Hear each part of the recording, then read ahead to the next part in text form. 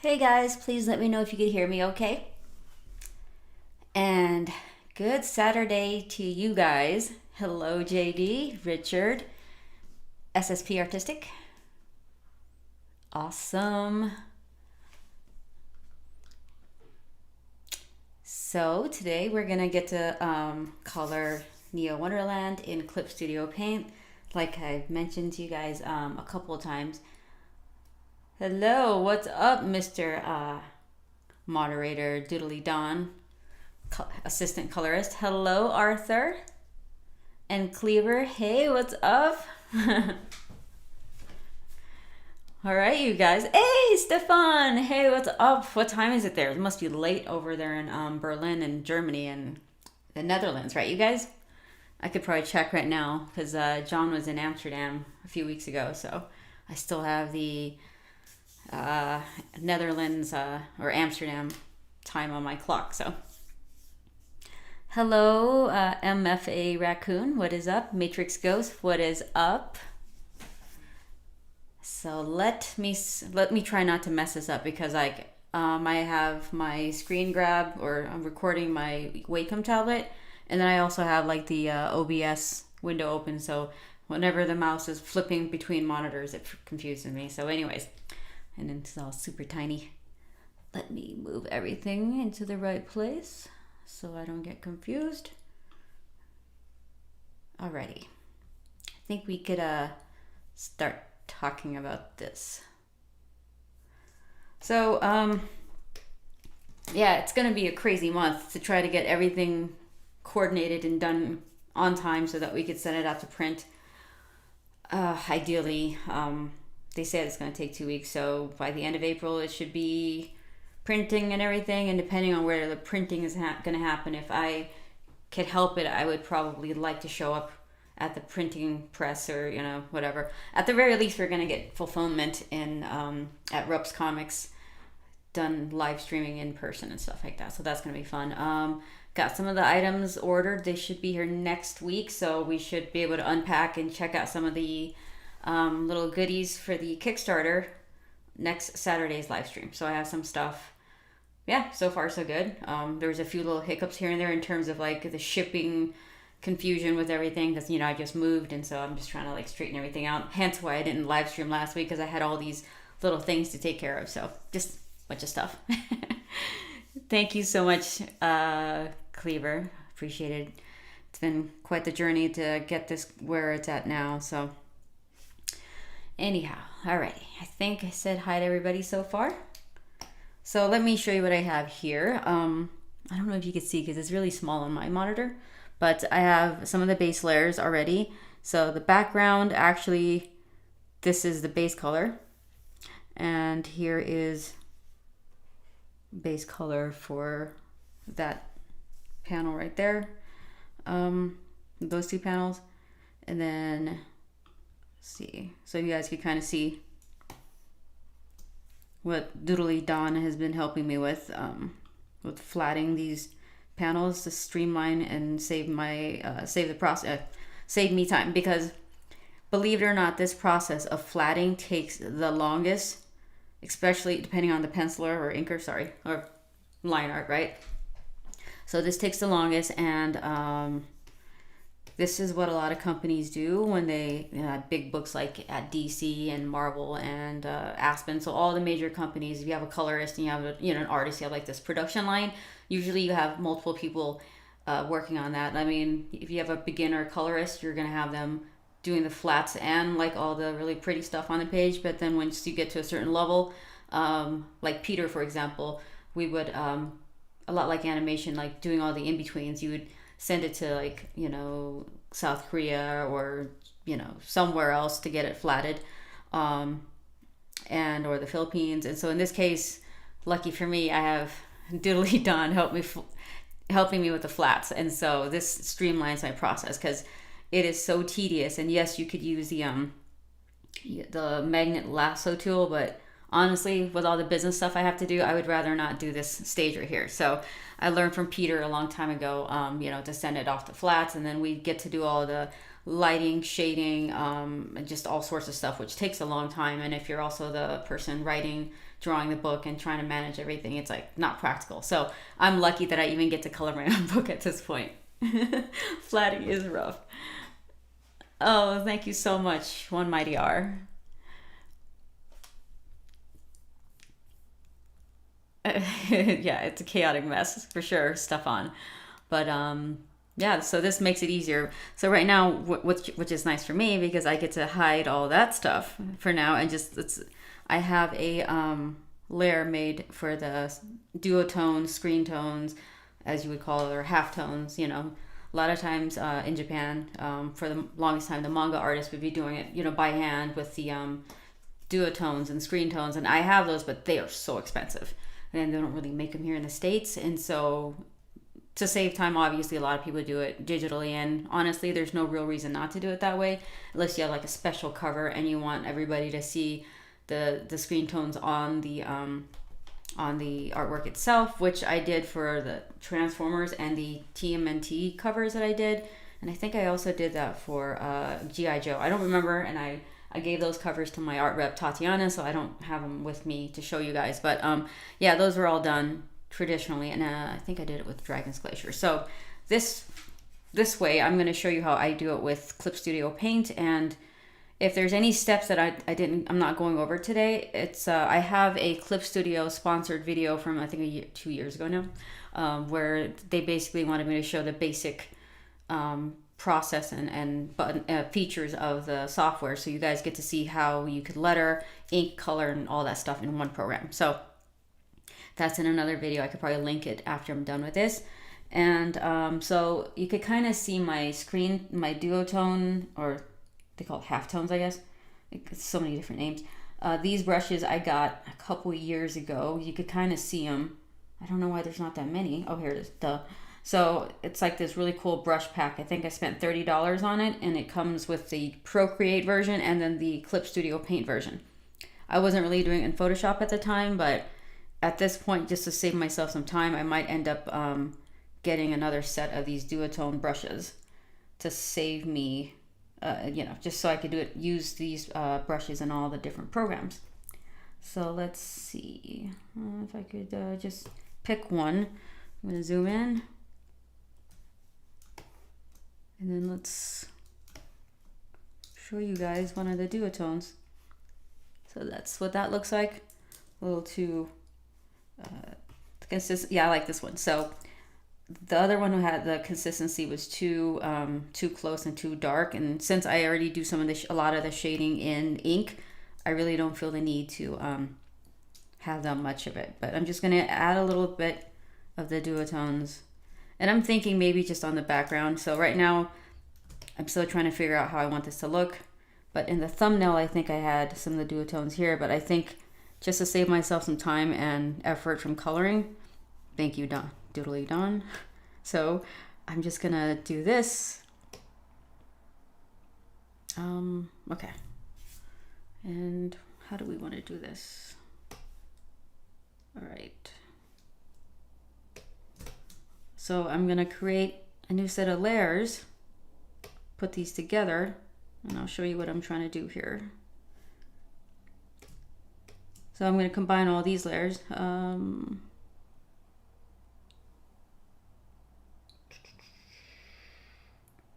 know what, maybe there's an easier way to go like this. And so I'm going to use this as my mask. So wand. Yep. So you can kind of see how it selects only the background now for the most part, because I merged all of the colored layers. You hide that, and then I would basically use this to, let's do background tones. So B, G. Okay. Now I can do my duotones on the background. And I'll show you another way to do it, and I think I showed you guys last time, where Clip Studio Paint has their own set of layer options just for duotones. So, all right, let's see. Let's say hi to some new people. Scott, hello, Scott. Christian, hello. and Bandit Rose 8432. Hello, hello. And Echo Albino. Oh, Echo, this is Clip Studio Paint. I don't think you could. Yeah, it says it right there. I have Clip Studio Paint EX. So, because I have the selection tool, now I could just go in here and let me zoom in. You can kind of see the screen tones now, and it doesn't affect the characters. So that's why color flatting is so important, and separating the background from the foreground. And thank you, Doodly Don, for separating the clothes from the skin. That makes my life 1,000 times easier. So, you know, something like this, and let's just say I want to use a different duotone brush. I could just create a new layer and then see which one I like, but for now I'll just do this just for the sake of explaining this and going pretty fast.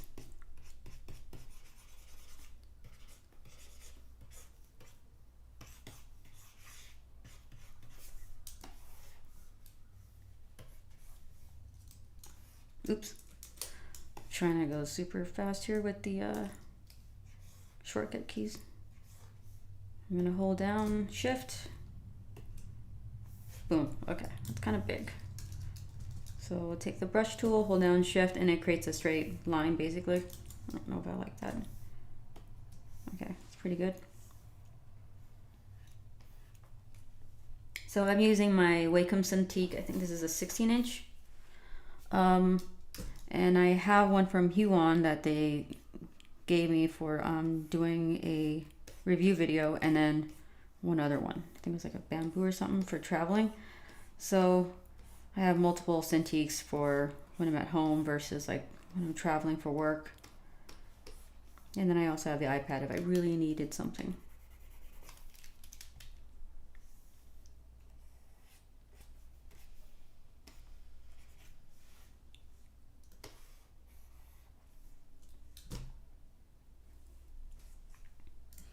Don't forget to save. So are flats created with my duotones? Not in this case. So the duotones are actually good for because I am getting this printed, the grayscale or black and white edition that comes with the Kickstarter. If you back that tier, the artist edition, so you're gonna have like this. That's why the duotones are there for like shading and stuff. But then once I start to color, you are gonna have some of the duotones as part of the shading as well. But these are the flats right here. And I told Doodly Don to just pick colors, nothing specific, just so that they're different enough where if I paint bucket tool the skin, it just changes into the color I want. So it doesn't have to be exact, you know. But I do like this color scheme. It is kind of a lot darker than the other sample pages that I had before, which was really colorful, but there's going to be some pages where it's pretty muted, especially this page right here. And then when we get into the action scenes, I think I'm going to use like reds and oranges and hot pinks and stuff like that to kind of show the impact for this scene right here. But right now he's getting his butt handed to him early on.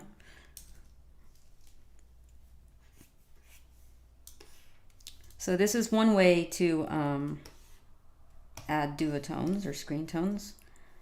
And then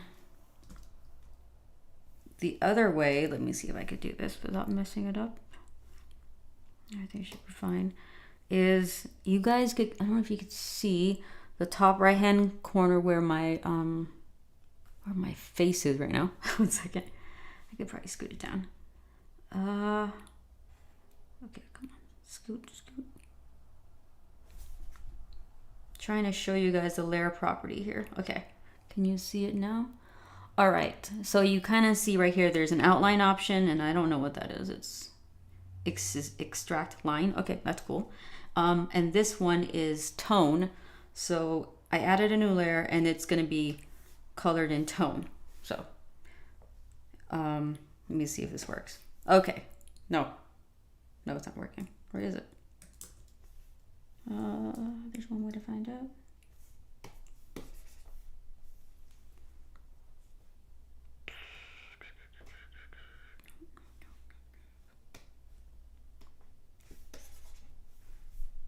is that not working?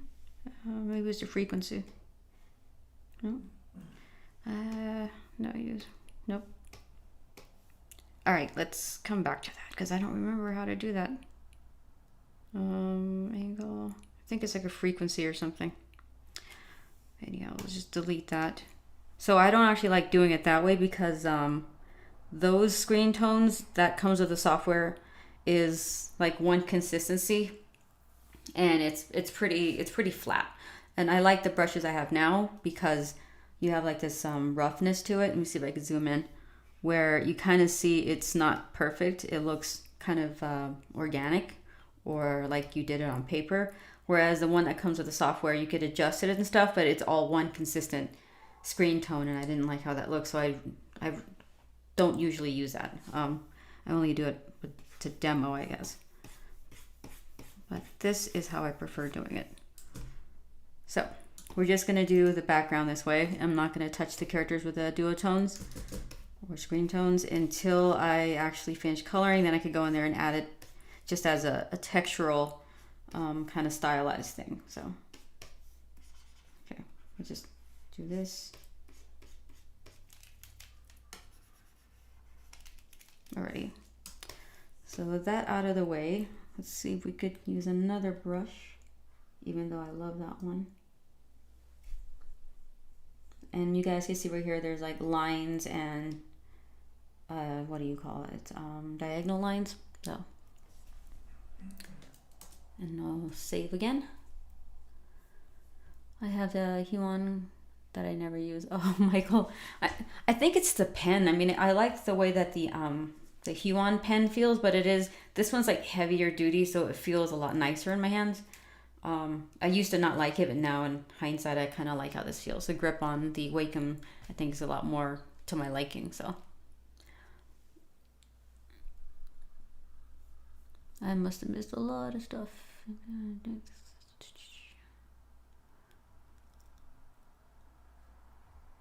Okay, so let me move along with this coloring because I'm just yapping away. All right. So you know what? I will also leave a link to the brush set that I bought in the description as well, so that you guys get, if you want these brushes, because these are super awesome and it's a good price. To buy it off of, I think it was Retro Supply Company. I get most of my stuff from there. So okay. Do I want to do this? I don't think I need to. We could just have this in here for texture. Alrighty. So now I have, see, a merged version of the flats, but if I want to, so if I'm just doing, what do you call it? Let's do shadows right now. I'm going to do the multiply layer, and I am going to make sure it is masked to this layer right here. You can kind of see it says Bronze Saint close copy. So whatever I do with the shadows is going to stay within the lines and it's not going out, and it's in multiply mode. And I usually use like a typical brush, or sorry, it's considered a pen, and just start flatting that marker. That's all. Or you could use the lasso tool. In fact, you know what? Let me do that. I think it's J. Okay, so the lasso fill tool is my favorite tool of all time, and I'm gonna do 50%. And so here's where I pick out my shadow color. And let's see. I usually like to go with like a blue or purple to start. This one looks like a good one, so let's try this out. I guess that works. Okay.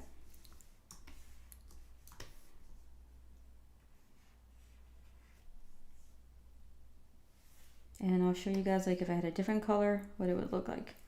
And so right now it's not very pretty.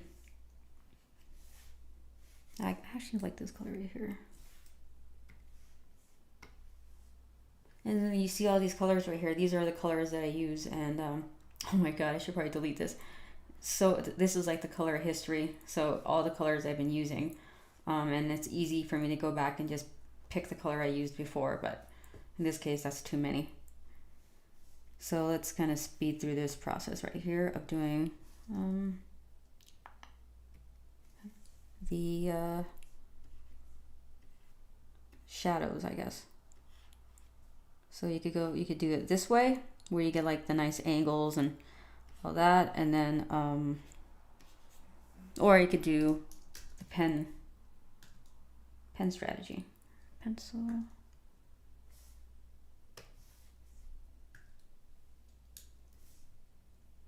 Which one do I want to use? I want to use the G pen right here. And these for the most part, these are default. Let's do 50% again.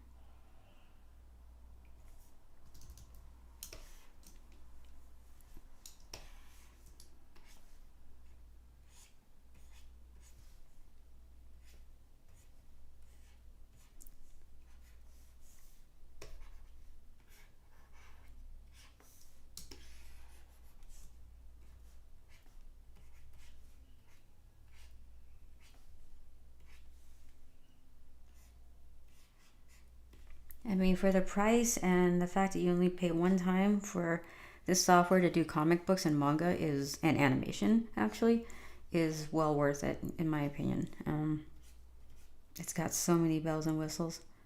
However, I still need to use Photoshop for some of the features I'm used to, which I haven't gotten used to here, which is like stitching up my pieces and my pages that are like double page spreads and adjusting some of the color adjustments. This Photoshop works really well for that. I don't know if, I mean, I've tried it on here, but I'm just not used to the functions yet, so.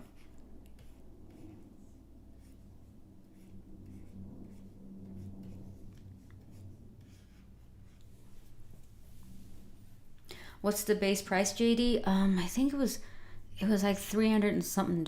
It wasn't much. It was less than 400. And if you think about how much Photoshop cost monthly, and then that's not including Illustrator and all the other, all the other software they have, it goes up. And I mean, it starts to cost a lot of money. But I think I paid $375 or something like that for this. Hello, chocolate fan.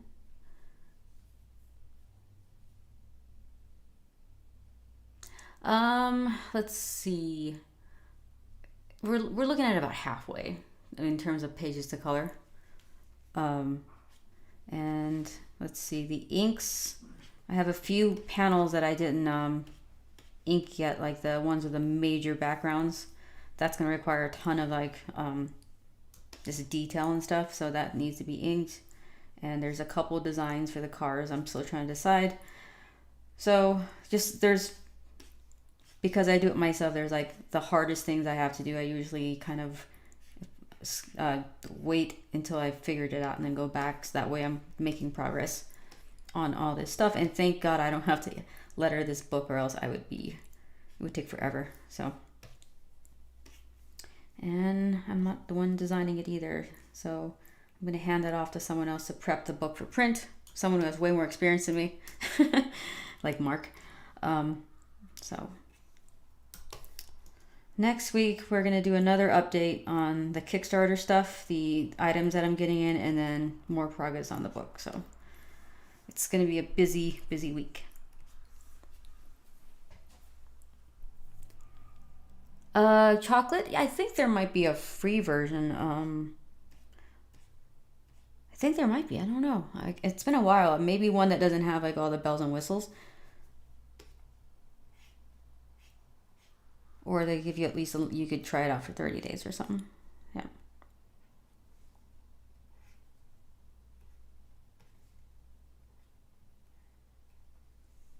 I mean, if I was doing this book for another company, a lot of times it's rare for me to skip around, because people, there's like an assembly line of people that have to work on stuff like lettering, the design, and the story and stuff like that. But since it's my own book, I kind of know what pages will take me the longest and which ones I could get through really quickly, so I skip around a little bit. But I think for the next iteration of this, or the second volume, I'm going to try to streamline it a lot more. So just because I'm going to have people in place to help me out with some of this other stuff. All right.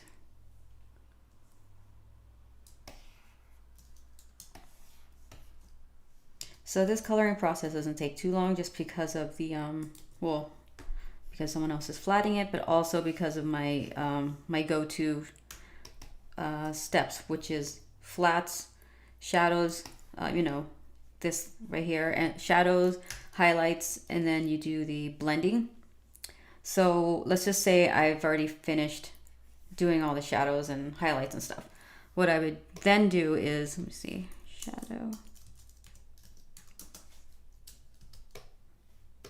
highlights, we'll go right here.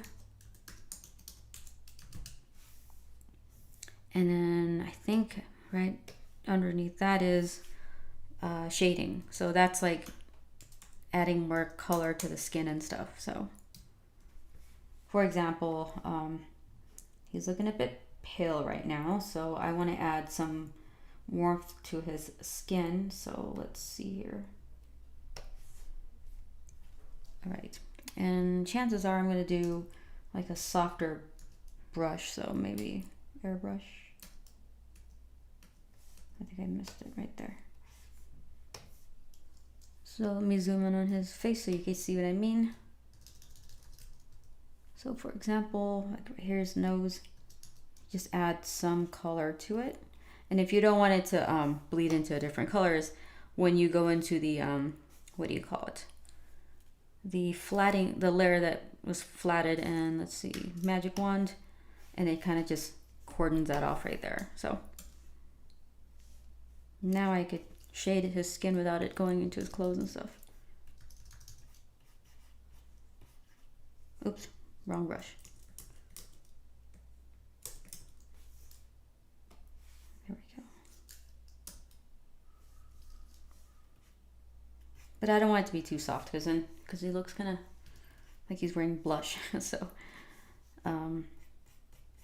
sometimes I just add a tone to it and then erase it, you know.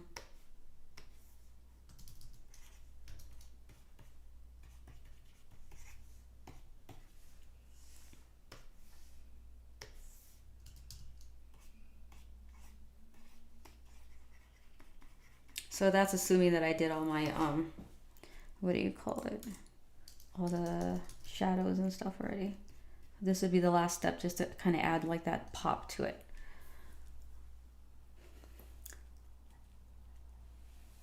Mr. Buckets, hello. Hey, COO is Orlando. I think MegaCon's going on now.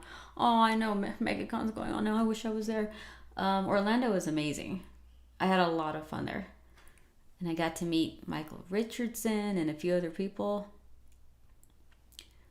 In the fun pages. So JD asked, do you prefer jumping into the fun pages first, or do you like to save them for the back end or go in sequence? Oh man, it all depends on the book. Sometimes, okay, this is how I know if I should work on something first. If I go to bed and I'm anxious because I'm like something's hard to, you know, I know it's going to be a challenging page, I like to tackle that first, because then I know it's like, at least some of it first, where I kind of feel like I'm going to be comfortable later on.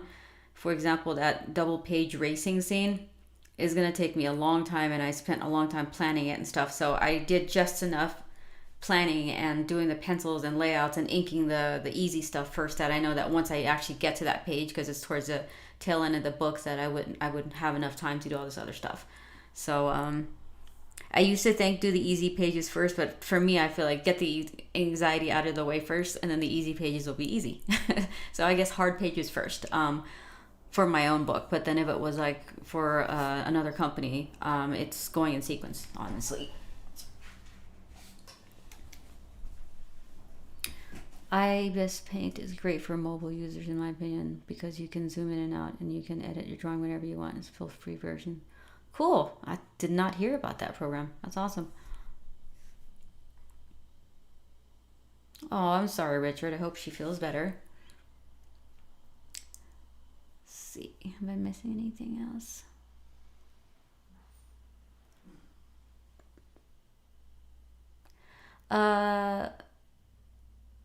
Stormtrooper, there might be. I will know by the end of March if we could get that whole, because we're sending out the surveys at the end of March. So then I'll know if there's some problem with like backer kit versus Kickstarter. There's like a compatibility thing, and then I'm getting so much different like feedback for how to go about doing that I haven't done it yet, because I was like, well, I don't want to do one thing and then it's more work than it's worth to send out surveys and get all the info from everybody. Yeah, Stefan. So Stefan, yeah, I know it's awesome and exciting and nerve wracking and stressful, yes. But this is such a good learning experience. I feel like if now that I jumped in, it's nice to just go ahead first and do this and then learn from that. And so that's kind of where we're at now. And I live around nature, so it's easy for me to just like if I had to just walk outside, and it makes things a little easier. So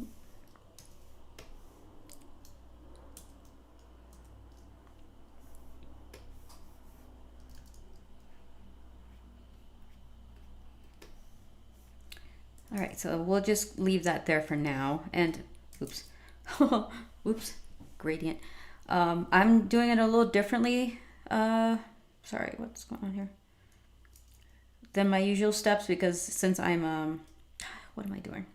See, hand tool. That's what I'm looking for. Since I'm just demoing right now, and I want you guys to see this process, because if I was doing it off camera, I would do the whole entire process of shadows first, highlights, and then shades, so that it's moving along fast. Because right now, when you stop and kind of do all the little details and stuff, it takes up a little bit more time, but it's fun to watch, because then your characters come to life a lot quicker. So you know what, I'm gonna do this right here. Skin.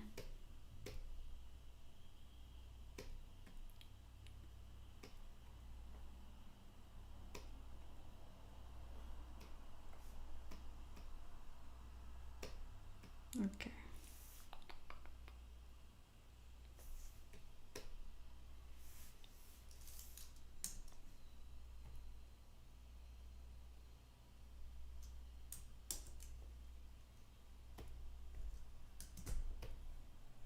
See, it's this kind of stuff right here where if I had to do his fingers, it would take me a bit of time to kind of lasso tool it, or magic wand tool. And wrong brush again.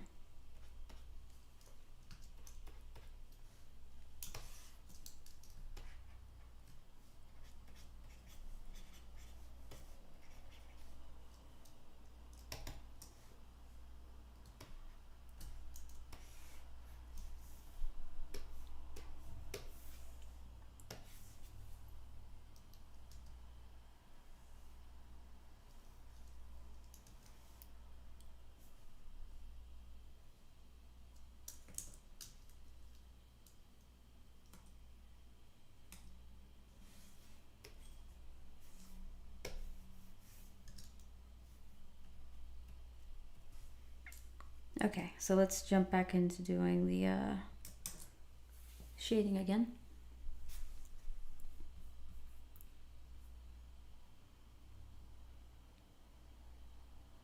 Oh, thank you so much, Emerald D Queen TV.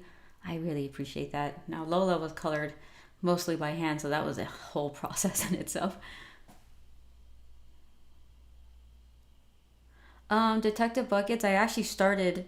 It's kind of weird because you could say I started traditionally, but for a long time I was actually coloring in Photoshop. So I actually spent more time coloring in Photoshop at the first part of my career than I did doing traditional. It wasn't until I jumped to Lola 4 years later, I think it was, or 5 years, that I started to do paper, drawing on paper and coloring on paper again. So it didn't take me long at all. I guess if you consider college, it took me maybe 4 or 5 months to really get comfortable. And so I've had Photoshop for the longest time. I guess this one took a little getting used to, because if you look at the tool sets, there's so many different tools just to make comics, and I mean it's pretty overwhelming, and there's a lot of sub tools that I'm still not used to yet.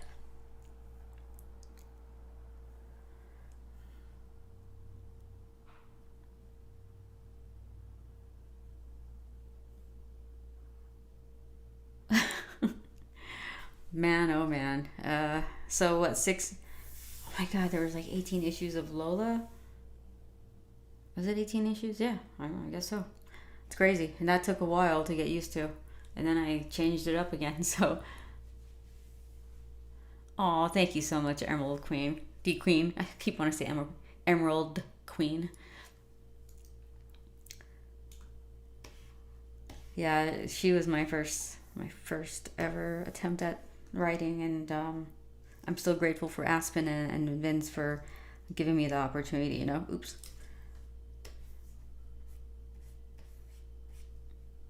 And they're helping me again with this book.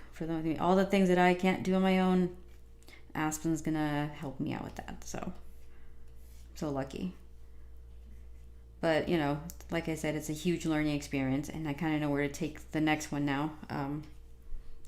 And you know, doing things traditionally it's really cool and rewarding, but at the same time, it's almost not practical if you're trying to get a book out as quickly as possible. So, and like I think we all kind of discussed like the because it's cyberpunk, I think traditional wouldn't look.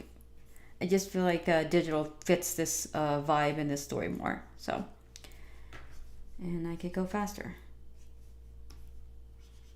But at least I get to ink and pencil on paper and all that, so there's no loss there. And the covers are done. Some of them were done on paper, as you guys know. Now, it's easy to over-render pages and panels because once it shrinks, I forgot what the percentage is. I think it's like 45% or something like that. You can't really see some of the detail. You just got to make sure you clean up your brush stroke so it doesn't look kind of like chunky and what's the word I'm looking for? Where you could kind of tell like right here, it's just one brush stroke and it needs to be cleaned up a little bit more.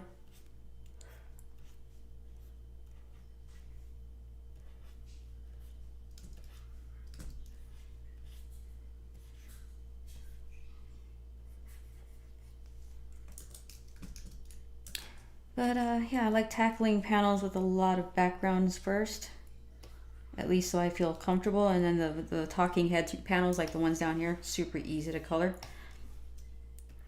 So I'm establishing my light source right now too. The light's going to be coming from if you're facing them, it's coming from the top. What's the angle I'm trying to go for? Kind of at the top because the alleyway is kind of like, there's a lot of tall buildings around. So the light's coming from the top, but it's like a little later in the day. I would say it's about 6 o'clock. So when I'm done, it's gonna be kind of lit with some lights in the street corners and stuff like that from outside of this alley. So so right now it's the main light source is top. It's like from the top left corner, sort of.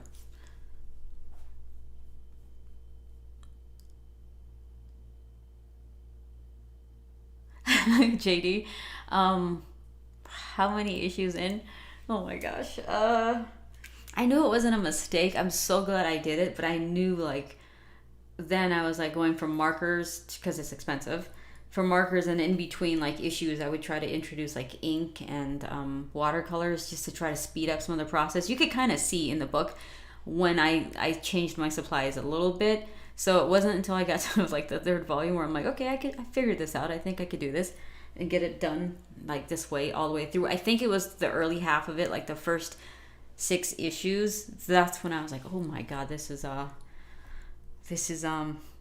bit off more than I can chew at that point. And I was still learning the ropes, you know, in comics.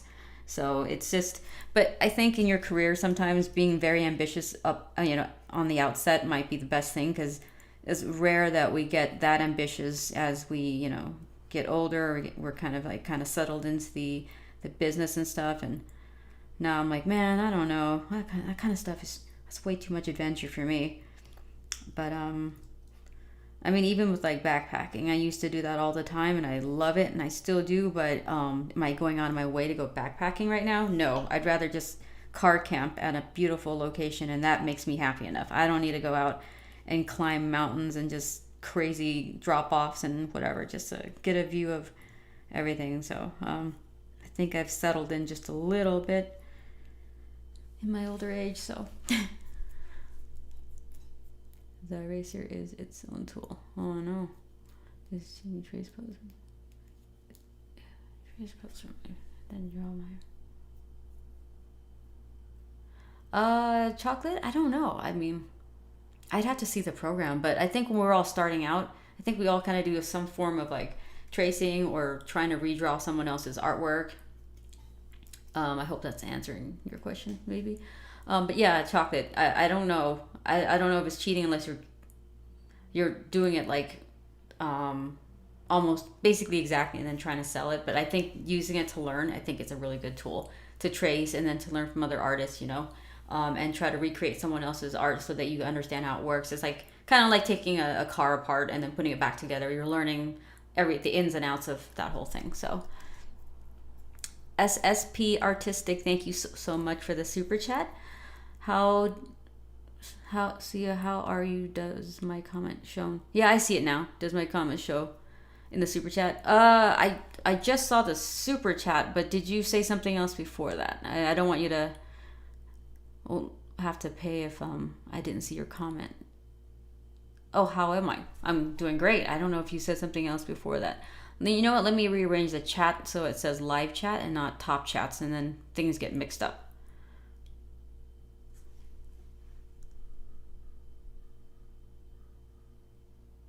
So SSP Artistic, I just saw your post right here. I don't know if, and you said hi. I don't know if there's something missing in between there. So let me scroll up just a little bit. Give me 2 seconds. Whoopsies.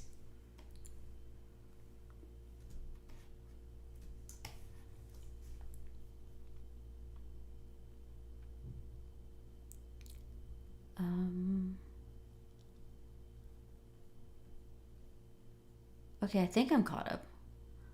So I think all you said was hi. Please let me know if you said something else.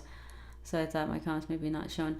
Oh, okay, yeah, I'm sorry. I was talking and then if it gets pushed up, sometimes I don't see it. And sometimes if you arrange it by top chat, it just shows people who've been here before and they chat more often, I guess. So I changed the chat feature to live chat. So the latest ones should show up in order now. Because sometimes I'll notice that when I see the playback and I notice all these comments that didn't show up while I was streaming. So my apologies.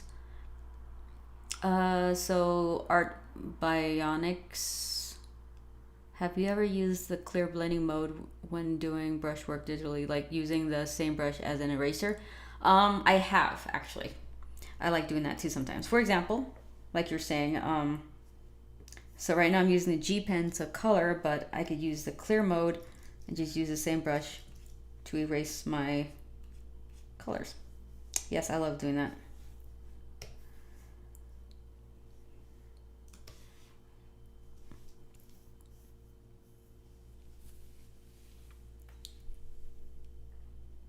Oh no, I apologize, SSP. That's on me. I didn't look up often enough, and I had my chat mode on top instead of live. My apologies. So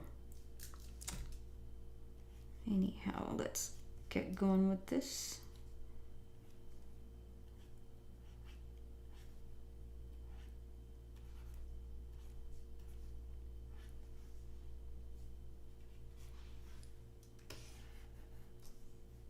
And I think right now I kind of want to just use the lasso tool to the lasso fill tool to do my shading, because it's much quicker.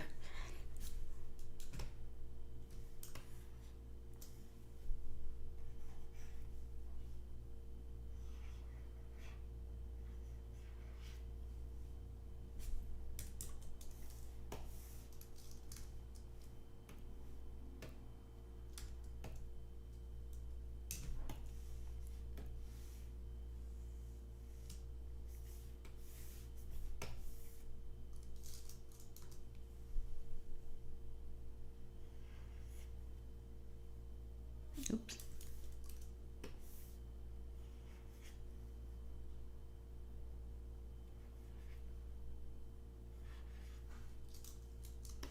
So I started out as a colorist, or an assistant colorist, and doing pinups, and so I'm really used to just coloring, in Photoshop and digitally for the most part. And that was the early half of my career before I started doing pencils and inks and stuff like that. So this is pretty relaxing, not stressful, not this page. I mean, there's some pages where it's tons of backgrounds. You guys have seen that where there's a lot of neon signs and stuff. That's pretty stressful, but still not too bad.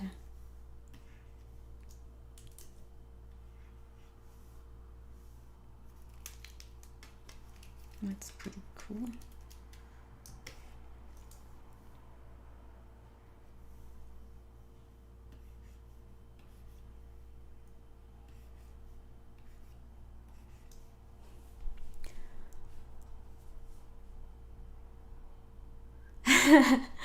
Yeah, Stefan. It's funny, right? It's kind of annoying too when you do like what are those the time lapse drawings. It would move so fast, and some people rotate their canvases a lot. So all you see in these time lapses is like a rotating canvas, and you could barely see what's happening. It's just like insane because it's so fast. So I try to be really careful about rotating too much because I think this captured my no, maybe not. I take that back. I don't think I hit the record button on the time lapse for this one, but I'm gonna have to do that with the next page so that I have a time lapse of the coloring to include with the Kickstarter behind the scenes stuff. So yeah, you guys could see how this is done.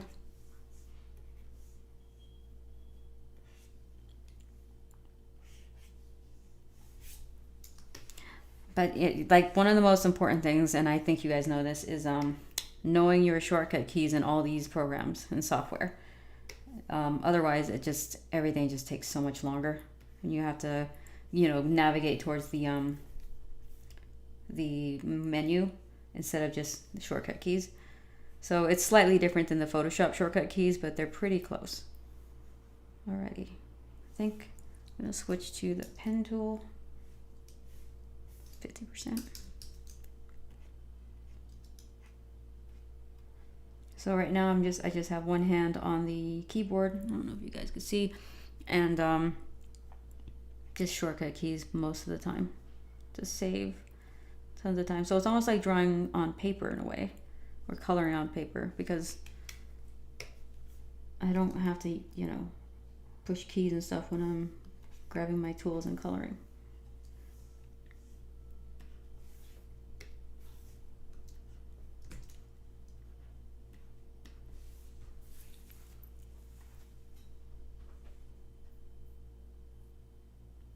SSP artists. So you started your first comic. Suggestions how to get selected by publisher if I send demo pages. A really good thing to do is send them it's kind of like an electronic press kit where it shows the synopsis of the story, like who your team is, and sample pages, I guess, and then some character bios. So maybe like 10 pages long of just that kind of stuff, and then you could send it off to like Image or Dark Horse. Yeah, and then let them know like what you had in mind in terms of like how long the series is going to be and stuff like that. And so I recommend you do that, I guess, and then get everything fully done if you can, or at least a line art and the story if it's compelling. They'll contact you.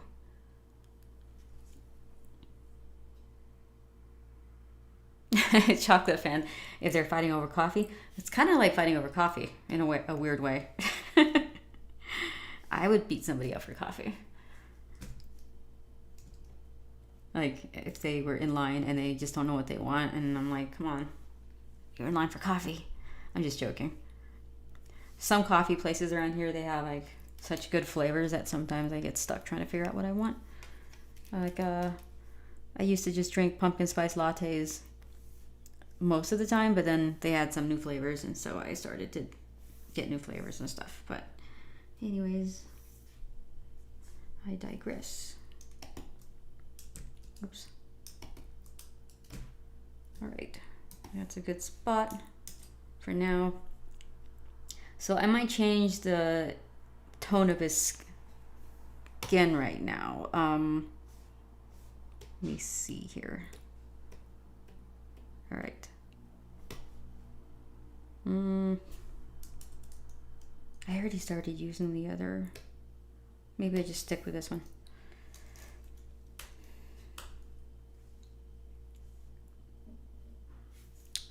So I like it, but I think maybe I want it to be a little bit more, where's the yellow? Lighter. Let's try this. Oop.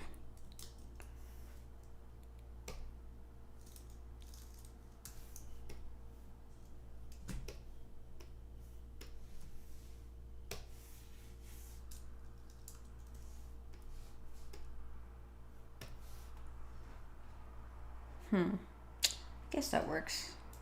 And if I don't like that, I could always go back to the flats. So nice. I kind of like them with the grayish skin tone though.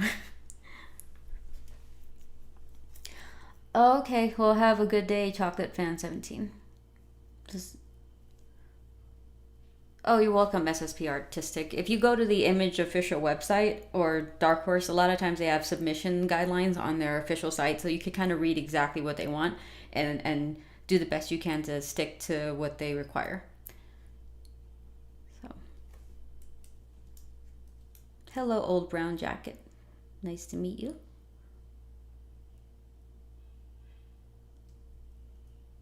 Art Bionic, yes. And that's the thing about like learning new programs. It's what is it? You have to kind of relearn some of the shortcut keys again, but it's not too bad. It's better than not knowing any of them, actually. Okay, what do we want to do here now? I could keep flatting all day, but I think let's try to get as much done on one the main panel as possible. So.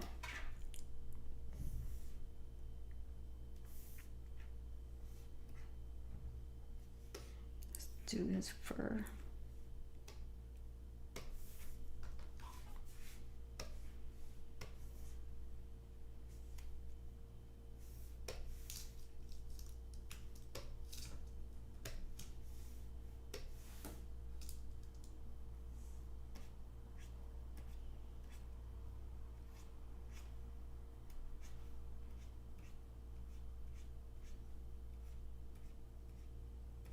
Stefan, I'm trying to remember. Didn't I do one of your commissions? Didn't I color it? It had like Eric Ebas and Lauren's, or is it Lori's artwork, and then I did the coloring for that. I'm trying to remember. One of my first commissions, color commissions, I did for Stefan, I think. Oh, thank you so much, JD. It's like when you get to the coloring phase, I feel like, whew, like I could breathe. It's really easy to get tunnel vision, you know, when you're doing something like this and taking on so much, but it's definitely rewarding, because then at the end of the day I could say that I, you know, went out and did a lot of this, even though next phase or next book I definitely would like to have a slightly bigger team, but I think it's important for me to understand all the different phases of putting together a book, getting it funded and, you know, distributed and, you know, shipped and everything like that. I think that's important. Oh no, Stefan, we lost the high res. Are you kidding me? That's a bummer. So it must be super tiny right now, right? If you still have the original art, I'm sure that there's a way to, like, I don't know, recover it somehow nowadays with the new technology. Oh man, I'm so sorry. Yeah, I lost that computer is in the my dad's garage still, I think. I wonder if it works. It's like an Alienware computer tower. I wonder if they could recover that hard drive. But even if they did, I think it must have been 300 DPIs at least. So it's probably recoverable. When I get back there and I pick up my drafting table, I could probably try to take out the hard drive and see if I can't get it out there somehow. Sure, there's some tech nerds in here that could figure that out. Let's see. 1, 2.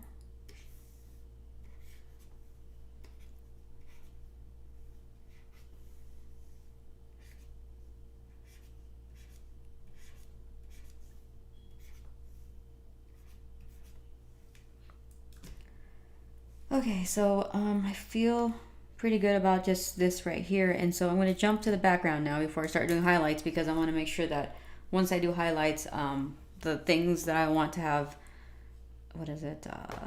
highlighted, pops more than what it is now. So see, that's the background right now, and I think I'm going to lighten it just a little bit for the base color. A little bit more blue. Maybe midnight, right Here, let's try this.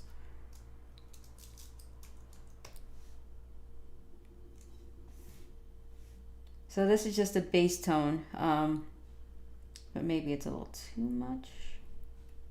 Let's do this. Okay, I'll just keep it here for now. Actually, keep it here for now.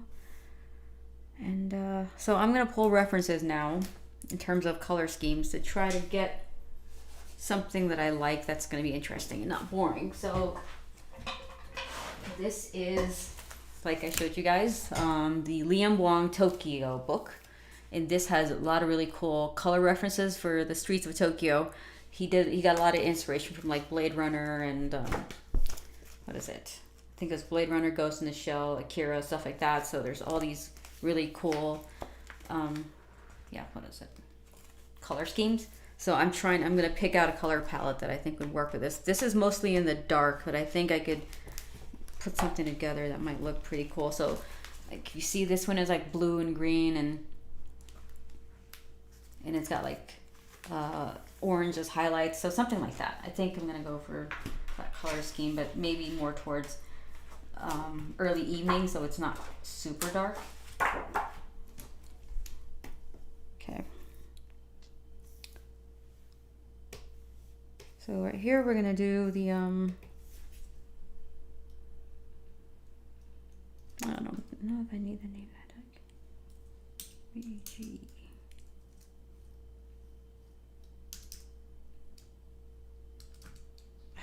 I don't know what to name this.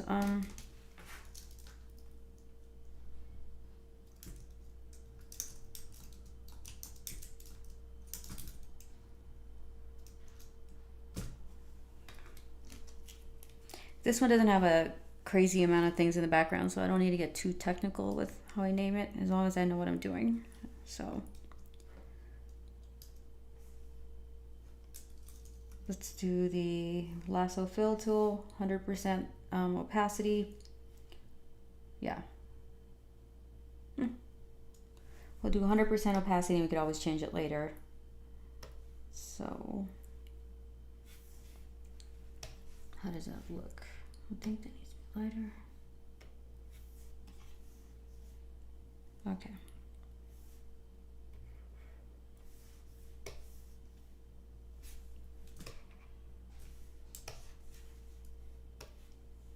Maybe more blue.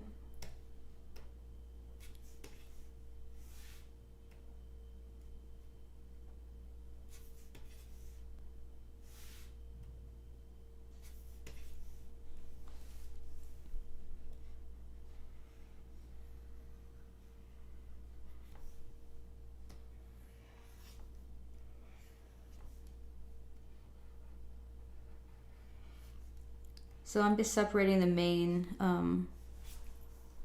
items in the background for just to highlight it and stuff. And I could go back in there and just add textures and blend it in with the background so that it doesn't stand out too much, you know. And we want to focus on the characters, so more than the background. So.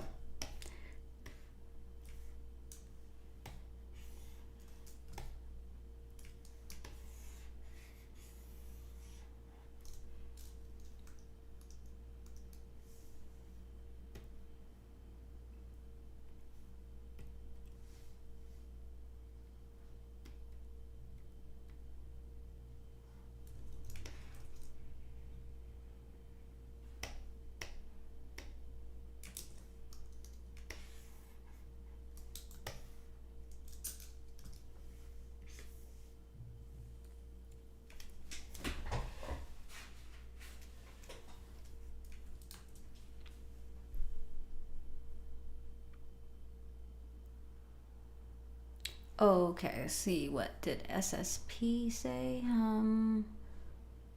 My artwork are not very perfect. Oh yeah, you don't need it to be perfect. It just needs to tell a story and something compelling and consistent, and I think that's kind of all you need. Like, I think someone mentioned to you, Echo might have said something. Yes, so Echo makes a great point with Frank Miller. Konnichiwa. Konnichiwa. Gold tone 202 to you.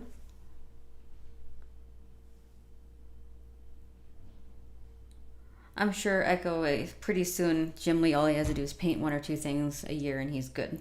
I mean, his stuff is amazing and he has more time to do it now. And of course, David Finch is an amazing painter.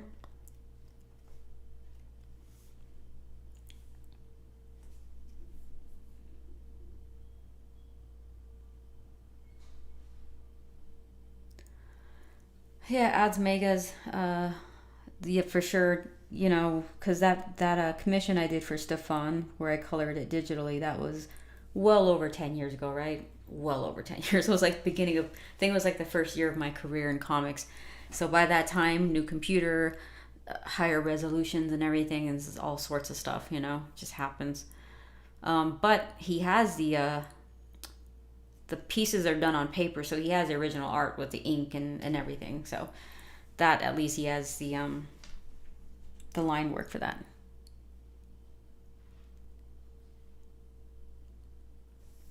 Oh yeah, for sure. Ads Mega, there's lots of layers, both in real life and in digital too. Moran versions are just Beast and yeah, Echo, they're amazing.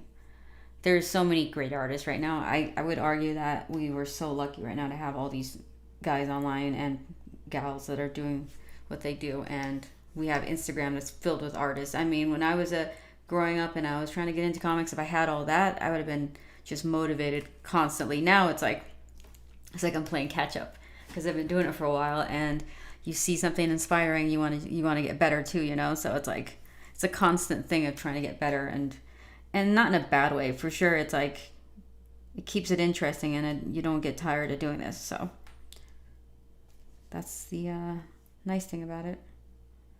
So what was I doing? We have so many options for comics, so it's an interesting thing, you know. It's like we have digital distribution now, and then we have some shops and stuff. I think it's just gonna ebb and flow back and forth.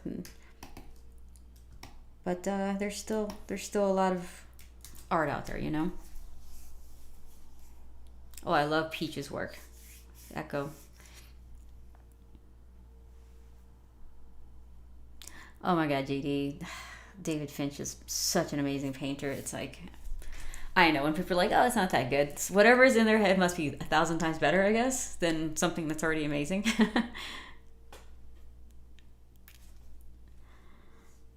So let's do the boring stuff. The garage door. See, this is the kind of stuff you have to get yourself to do, like get through it. Like you got to do it. It's part of the job. And the way to get through it is knowing that eventually you get to put all the pretty sprinkles on it later, like the highlights and neon lights. And I think that's why I picked the city to be so colorful, because, you know, you have to get through all this grittiness, you know. I mean, it's a pretty dark book in some ways and gritty.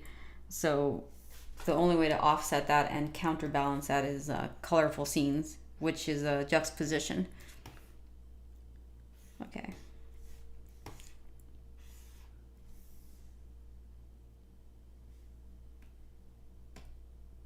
I think we could probably darken that a little bit too, maybe.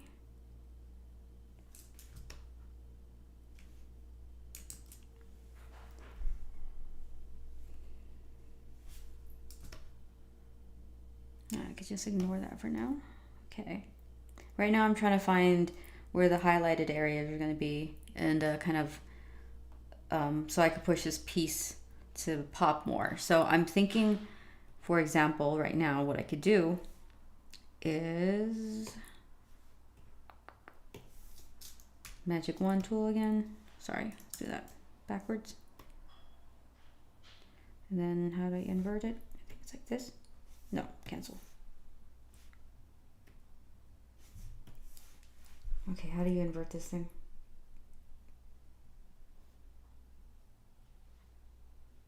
Okay, here we go. And now I'm gonna just, as a placeholder, put the highlight for the whole entire panel so I know where it's gonna go. So this would not be, let's see here, not be part of the layers that are being masked underneath the other ones. It's just gonna be highlight all, and then P1. So then I just use a gradient tool or something for this part.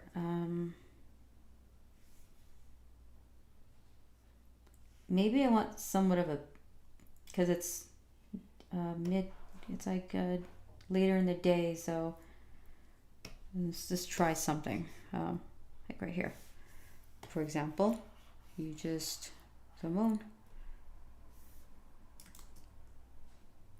Okay, that works a little bit, right? And then if I wanted to, I could go in here and add overlay or soft light or screen. So something just so I see that there's highlights coming from this angle. Add glow, oh, that's cool. Let's do overlay. I'm kind of not used to this gradient tool yet because I'm so used to Photoshop. And then let's add an overall shadow. So let's go with, let's copy this right here.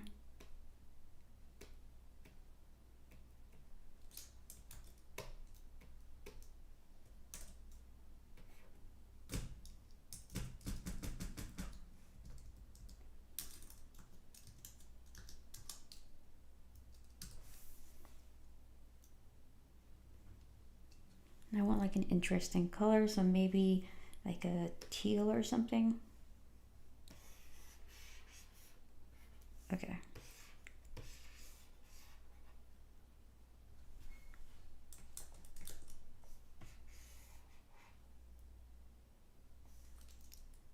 And then let's multiply. I like color burn, I think. And then maybe just a soft brush tool would be kind of nice to blend it in a little bit. So I'm doing it like this, even though it's not exact. It's just to give it some pop while I'm still coloring and kind of shading everything. Just giving the vibe that I'm going for. So, yeah.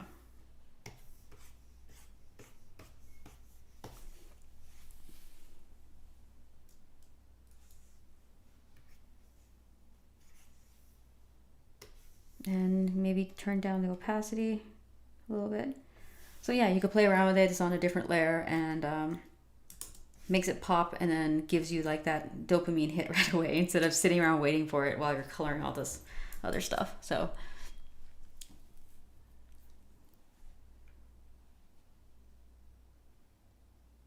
echo, yeah, it's true. Neon signs, juxtaposition.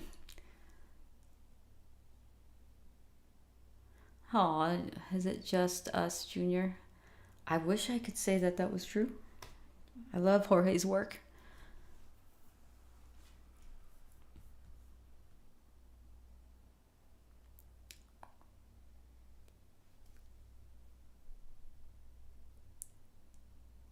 JD, that's so funny. It's like that one song, Blinding Lights by The Weeknd. Okay, so let's... Did I deselect it on accident? I did. We don't want to do that. Oh, that's why. Okay. So I'm just adding some of that shadow underneath there just to balance it a little bit. Right now I'm just going by feel, you know, or a vibe or mood, the mood I'm going for.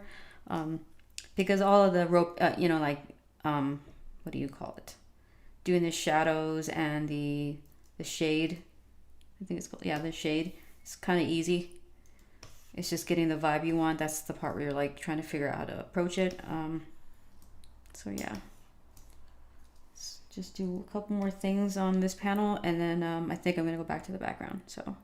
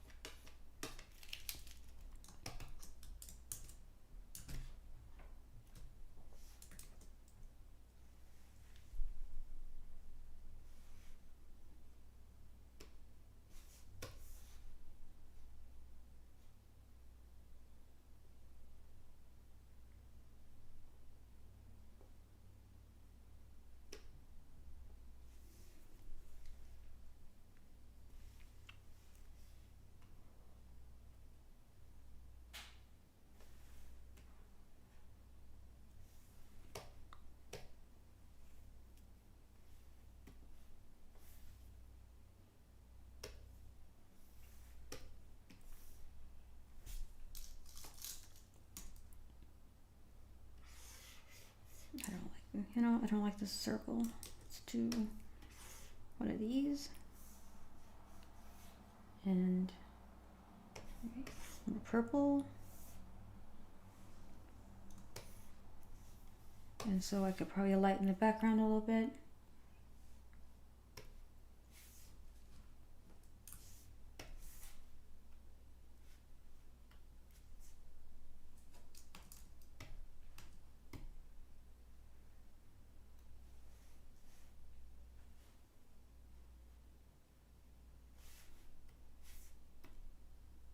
I could always change the contrast and the color for the background since it's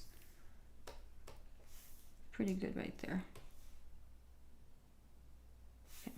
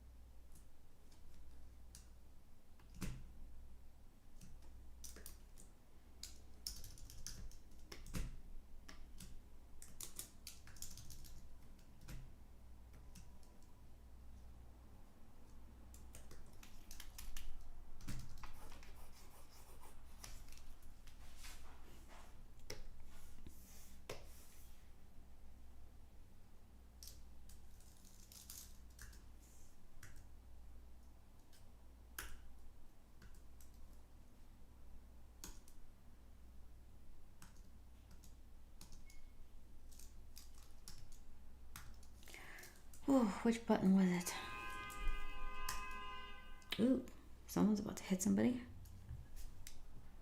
What am I looking for? The lasso, polygon lasso tool.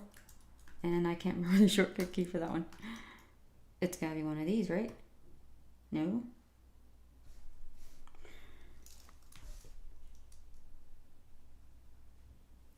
There wasn't a K, Q. Yes, found it. M.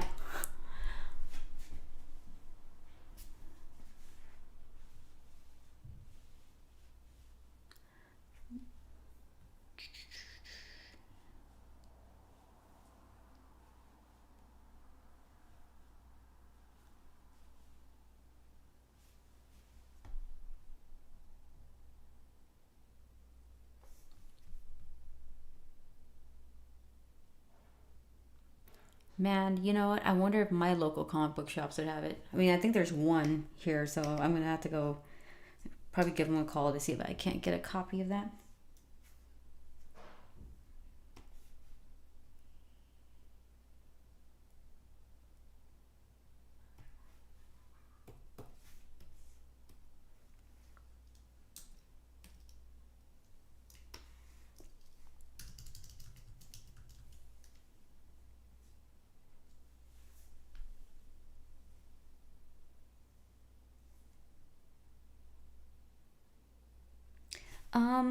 So, Rick Garcia, thank you so much. And how did I learn it? I think I was watching something on YouTube a while ago, a few years ago, or years and years ago. And I just liked some of the tools they had because I liked the blending tool, and their fill tool was ahead of its time. And you know, Photoshop has something like that now, but it's so cumbersome. And so when I saw that, I bought it, and I tried to figure it out basically just by looking at the icons, and then I think I was looking at tutorials on YouTube. Some people had some beginner tutorials. So, you know, that's how I learned it at first. And I don't have a course on it, but I do have like a really quick rundown of the software because I did it a few years ago, and it's on my it's in my playlist, but I will definitely link to it after this episode so you could kind of see the quick rundown of all the really major tools that I use to do a book. And I recommend it because you pay one time and you have the software. Okay, so how do we want to approach this?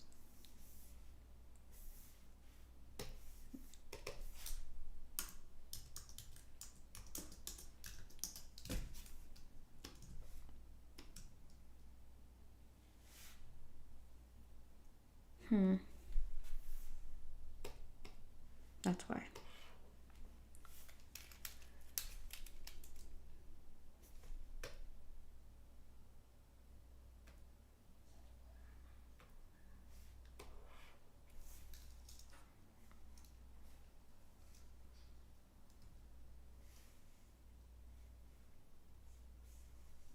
I'm going to do this by hand.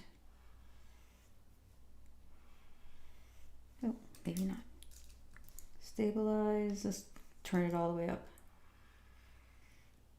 This is why I love, Photoshop has it now, but why I love Clip Studio is you see some of these brushes have the stabilize option where, because I'm not perfect, and I want to make straight lines or just as straight as possible, it kind of corrects my wobbly lines. So I don't have to use I don't like using the line tool because it doesn't have any characteristics. It's pretty much, you know, like one straight. Let me see if I could pull that up really quick. The line tool is this one right here. Yeah, see, it just, there's no character with the lines. It's just straight. So I like doing it the other way where it's stabilizes, but it has the characteristics of the brush itself. So it's kind of cool. It doesn't have to be perfect.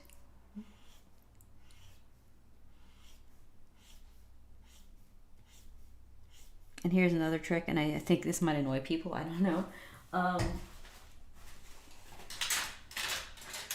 don't have my small ruler, but you could just take a real ruler and, oh, here it is. And then on your screen, you basically just pretend like it's paper and create lines like that. And it's just this little ruler right here. So thank you so much, Richard.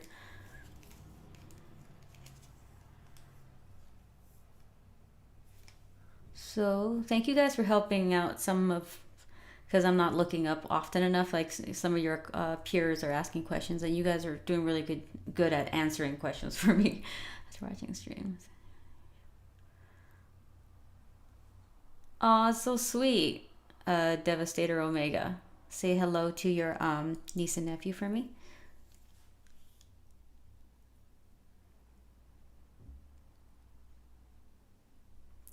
I've been coloring for 2 years, but not coloring. Oh, wait, I've been drawing for 2 years, but not coloring. How should I start learning to color?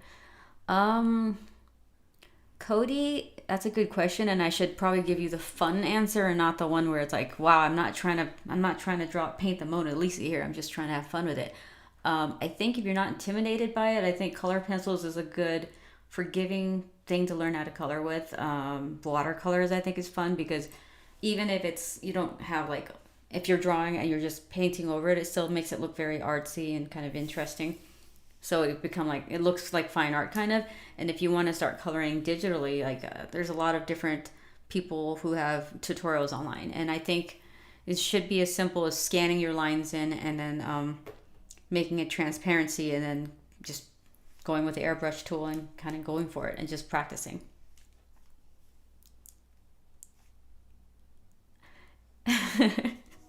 JD, I think that one other person was doing it, and I was like, oh, I thought about doing that too, but I didn't want to do it because it looked like why people would probably go, why not just use the tools in the software? It's like, well, I'm so used to drawing by hand that if something is tactile like a ruler and just on top of my Wacom tablet, why not?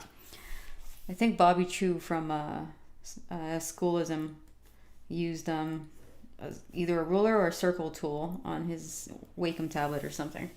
And I was like, yeah, I knew I wasn't the only one that thought it was a good idea. Because if you think about the tools they have here, which is amazing, you're still tinkering with it and trying to get it to be perfect. Whereas if I just picked up a ruler and put it on my screen, it does what I'm used to it doing on paper. So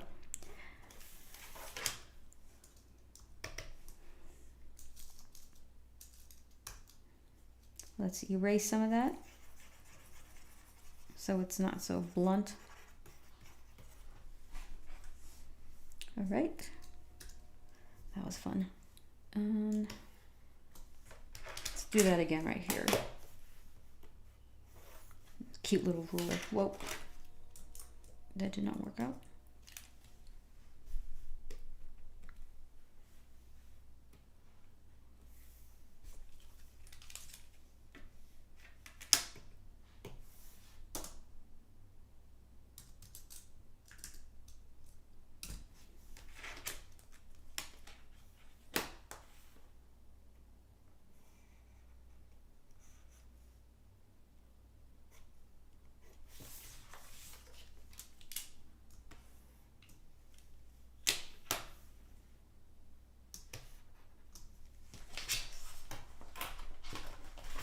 Looking at these I think vents or fans or AC units in the book, kind of show you a little bit. Just, you can barely see it, but you have an idea that I'm looking at references right now to try to shade these things. In my opinion, SSP Artistic, I think Clip Studio Paint's great for coloring comics. But you may have to go into Photoshop and do some adjustments for the colors and stuff, unless you get really good at it, and I'm just too lazy to learn all these little different nuances for these programs. But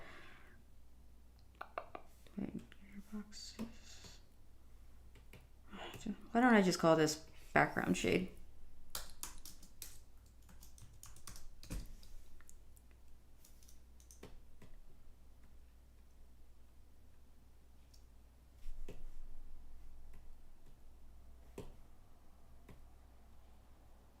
I wonder what happens if I do this.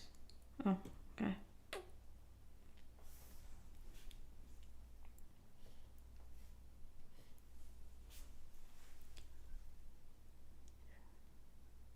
Hello, Walter.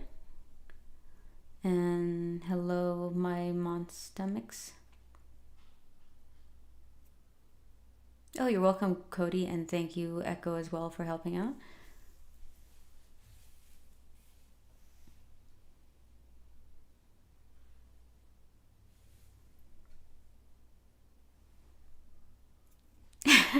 SSP.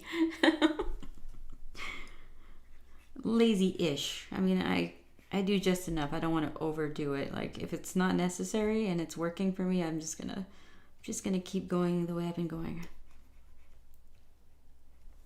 I mean, it's like, it's nonstop, you know, and so you have to pick between, do I want to learn something new, or can I just hobble together all the things and all the knowledge I've had already and just do something with that? Because I mean, I'm already paying for Photoshop, and Photoshop is good for many things that are not even comic book related, but just because I edit, you know, photos and videos and stuff like that, it's good to have that software. It's just, it does many other things as well. Whereas with drawing comics or coloring and just creating books, this is the way to go, I think.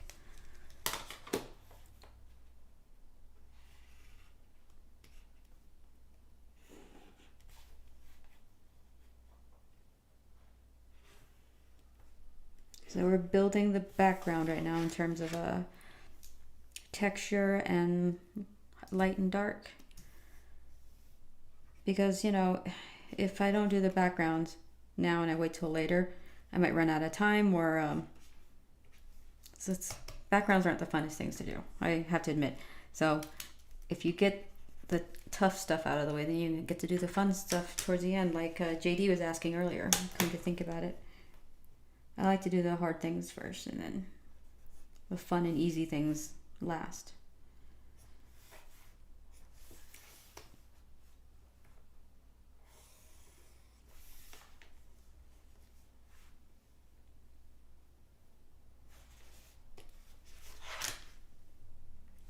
I'm going to add some texture to these gearboxes.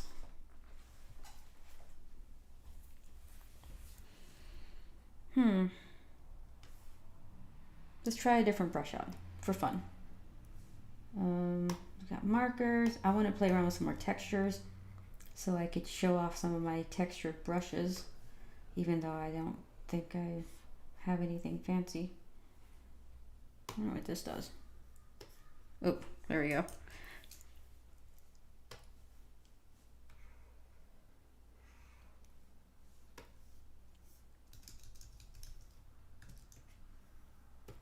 Maybe turn down the opacity.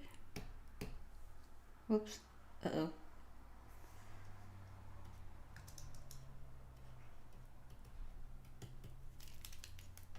Make the textures on these things look kind of rough. Try not to over render it, but I don't want it to be an eyesore because it looks weird either.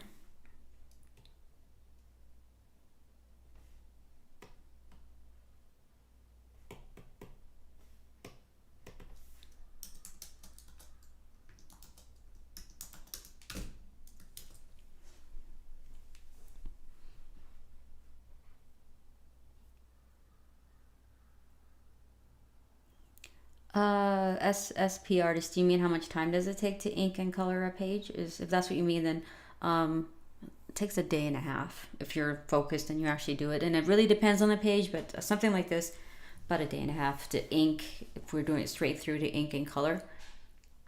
The coloring takes a lot less than the inking part, actually, with backgrounds and stuff. I don't have a lot of talking head pages because I don't think it's kind of like, that's not the kind of book I have, but then there's definitely, each page has at least one panel where it's like a splash background or a splash scene of the environment and the characters and stuff.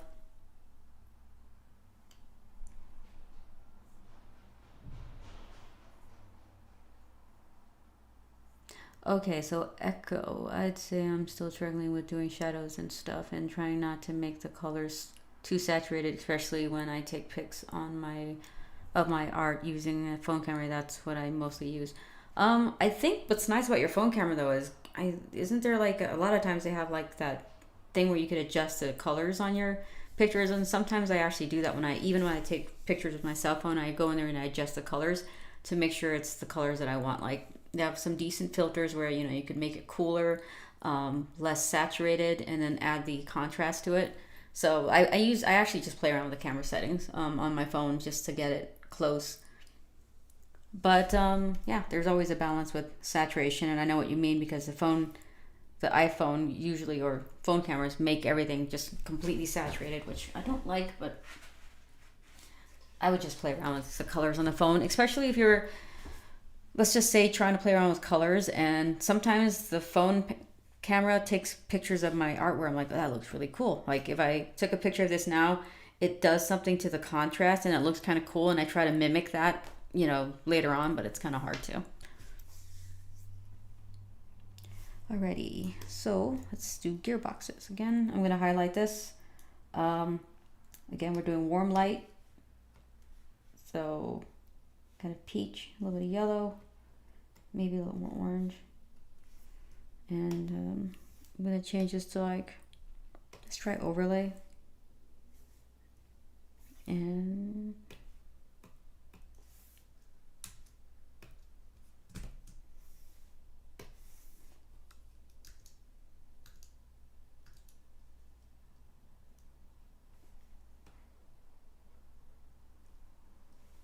I wonder what this does.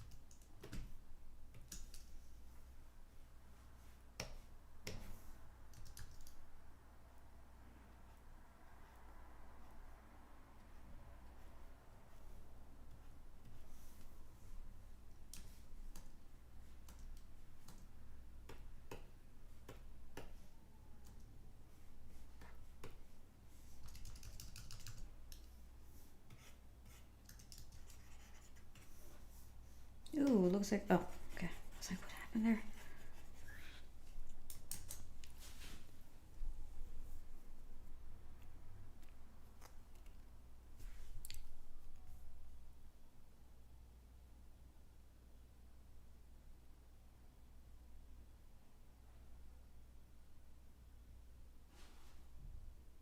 Echo, yeah, I know. I mean, that's backgrounds was the toughest thing in vehicles and stuff like that for me, but that's why I started to do so much of it because I didn't want it to stop me from doing what I really wanted to do.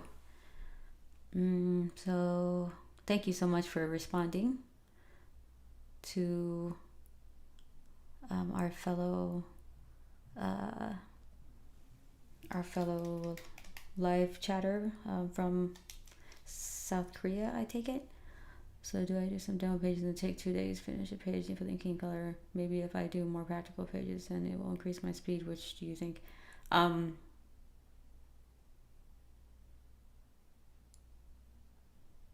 I think that's exactly what you would do. I would do demo pages and just practice speeding up, and then you kind of know where you're.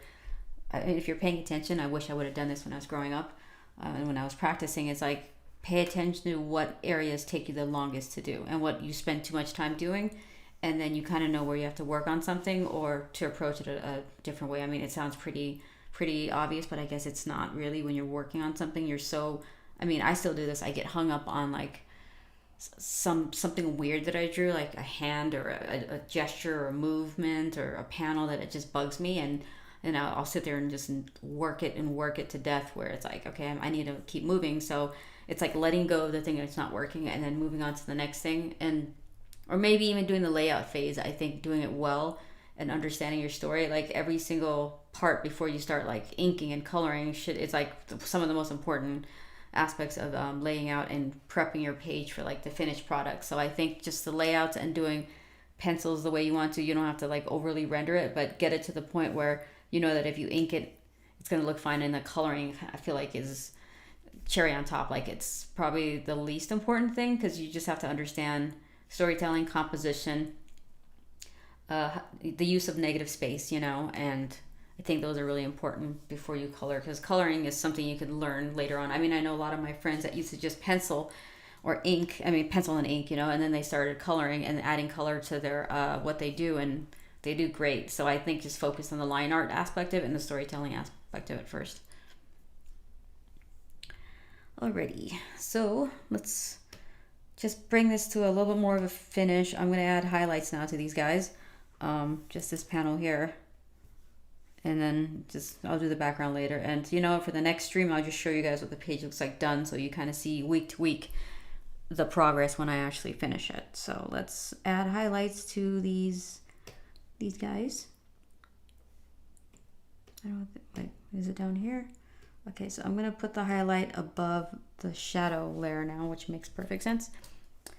And let's pick a highlight color. It's gonna be warm again, just to tie everything in. With the background towards yellow, and I want it to be kind of subtle because I'm going to put a layer filter on this. I think maybe soft light, so we'll see how this looks.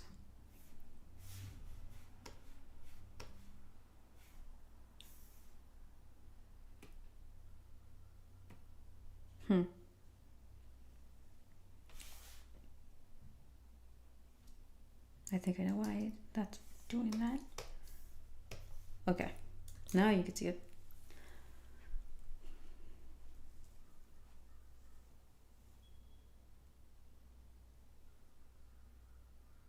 Oh, Grendel, thank you so much. I have my gold standards for artists that I love, so I'm trying to reach those people who, in my head I'm like, those are my people, those who I'm trying to get as good as, if not, just in my own way, like my own style. I'm trying to completely develop my style, where as soon as you see it, it's my work.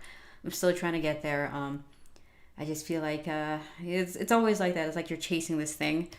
I keep thinking that I'm gonna get there, and then when I thought I was gonna get there, I don't quite get there. I'm like, okay, next volume, this is my style. It's gonna be there, and you know what? Maybe that's what's gonna happen. But I wish I could say I was elite. At least in my own head, but all right, look at that. Highlights are coming on. Feeling pretty good about this. But I appreciate the sentiment though. Okay, and so I'm going to show you guys my favorite tool again. You know what this is. I think you'll know what it is as soon as I start using it. It's easy to overuse it. I try not to. But let me just do a few more of these.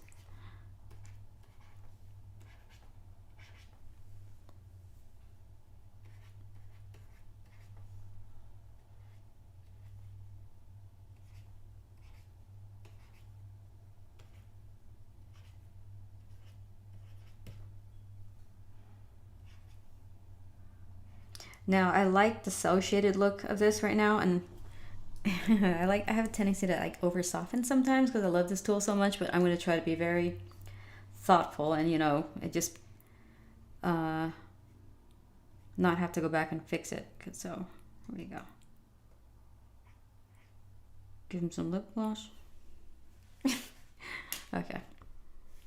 Maybe turn down the stabilization and opacity a little bit because he's looking kind of shiny. A little too shiny.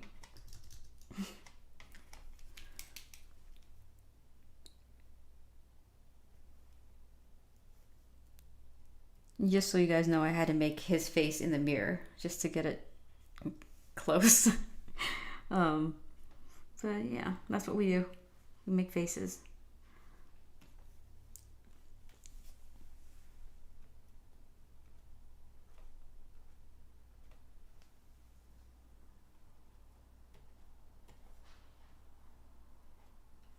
Okay, so we are going to use my favorite smudge tool.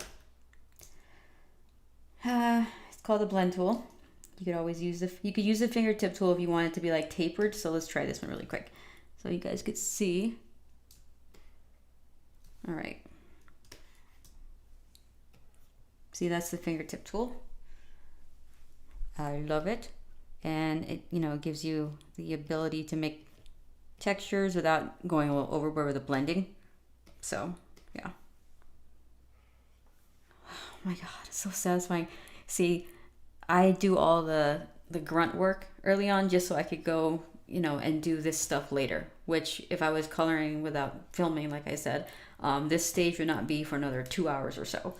But since we're demoing, I get to do the fun stuff now.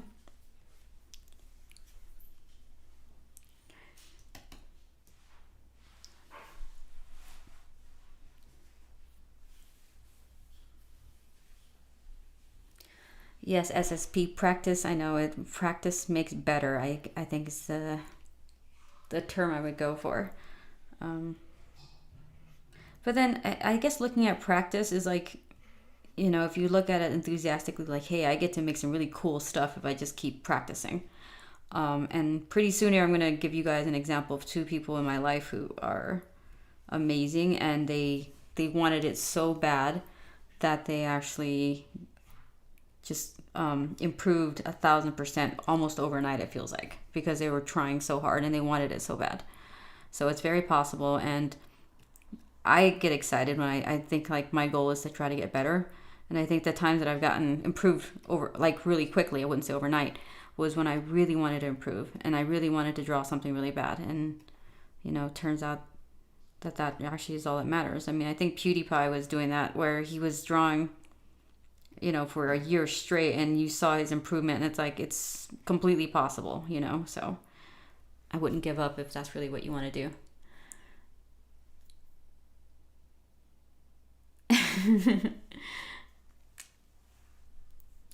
Oh, I know, JD. I could make faces right now. I mean, I probably do it sometimes on accident while I'm coloring or drawing. You probably don't realize it. Hey, Vince made it.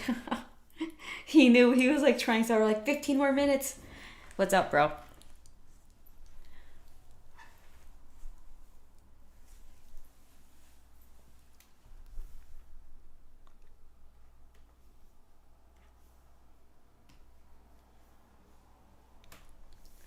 Okay, so I feel like I over softened this part right here. See, I was saying that. Let's do the lasso tool again and bring this back out, because I kind of like it when it's like a hard edge. So let's use the blend tool again and just, oh no, that looks weird. Okay, maybe it's the fingertip tool. Okay, that's better.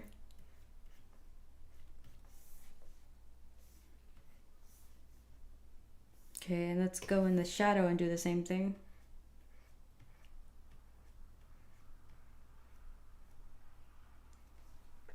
I don't know. Because I want to leave some cell shadedness to it, and I don't want it to be too soft or too blended, you know? What's blend to? I wonder what that is. Oh, yeah, okay. So I customized my blend tool so it's like a, what do you call it? It's like a sphere? No, not a sphere. What is that? An ellipse. An ellipse instead of like a perfect circle, so that it's more interesting. Just a little bit of blending, not too much, because then I don't want it to look too much like an airbrushy. So let's do fingertip again.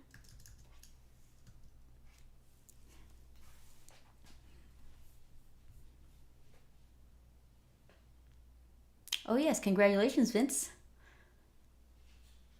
Oh, the turtle tank. And not the lizard tank? And the snake tank? What did you name your turtle? Echo, that's funny. Yeah, they're still turtles, Echo. They still need guys like Vince to clean the tank.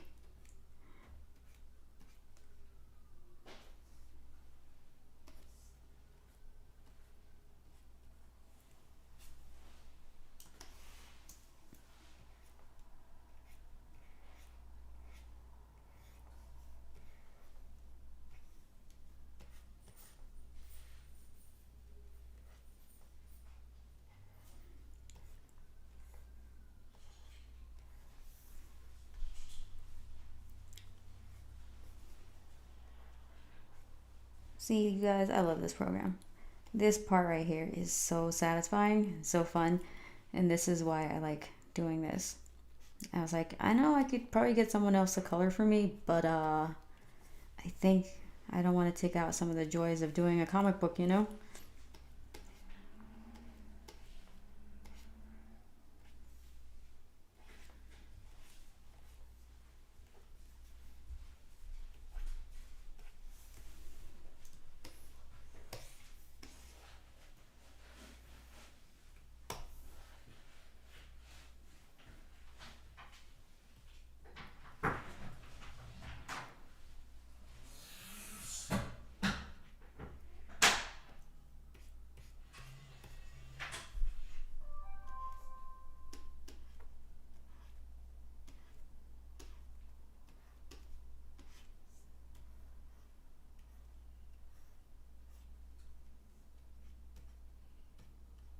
I think I'll try to pick another page next week that has a bunch of neon signs, and I'll try to get it to a point where you guys can see me do the fun stuff instead of all the grunt work. What did I do? That's blur. Oh, I don't want that.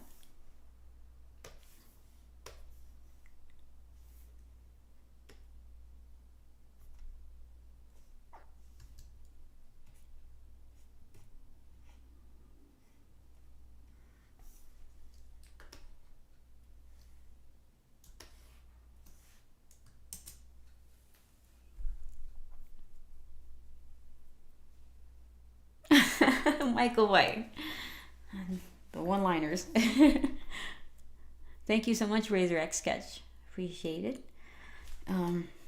We spent all stream on this panel right here. Splash panel, so. Okay, let's do some highlights on their pants and stuff.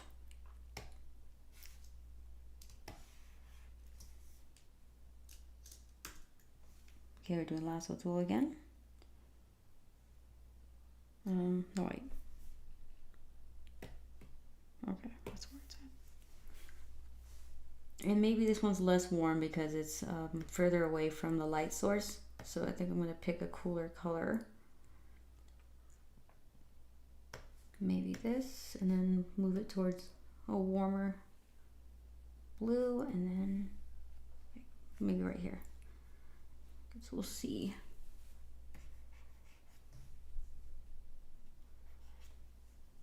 I'm just kind of indicating, nothing perfect yet. You'll have to kind of squint my eyes, step back to see how everything looks first, or before I keep going.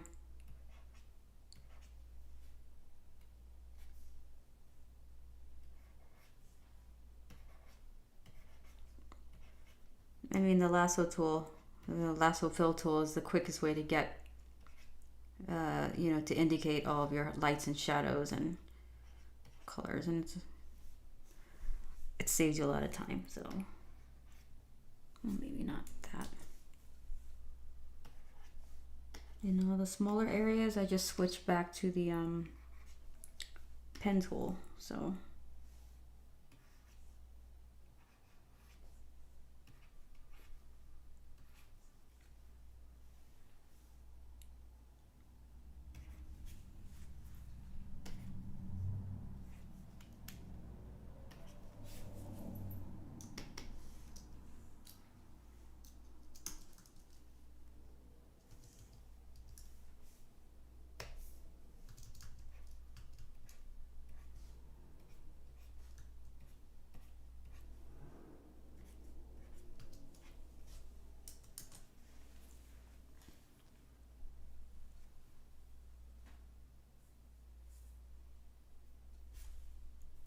I saw something about a squirrel.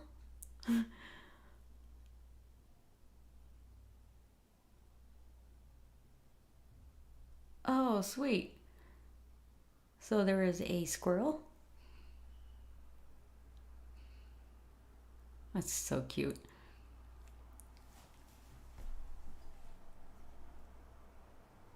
You know what I saw? I think, was it yesterday or the day before? There was it's called a whistle pig, or a marmot running around downtown in circles around a building. It was the cutest thing ever. It's You never see them out here, so when you see them in the city, it's kind of a treat just to see them. And this one kid was like pointing at him. I was like, what is he pointing at? It was going to a hotel or something, but yeah, we still get a lot of wildlife out here. I think I told you guys I saw a moose in downtown as well.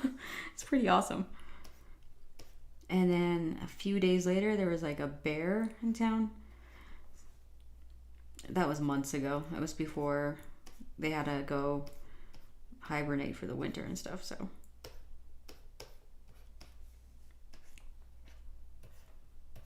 I mean, we're super close to the mountains and the rivers and the creeks, so you get a lot of wildlife out here.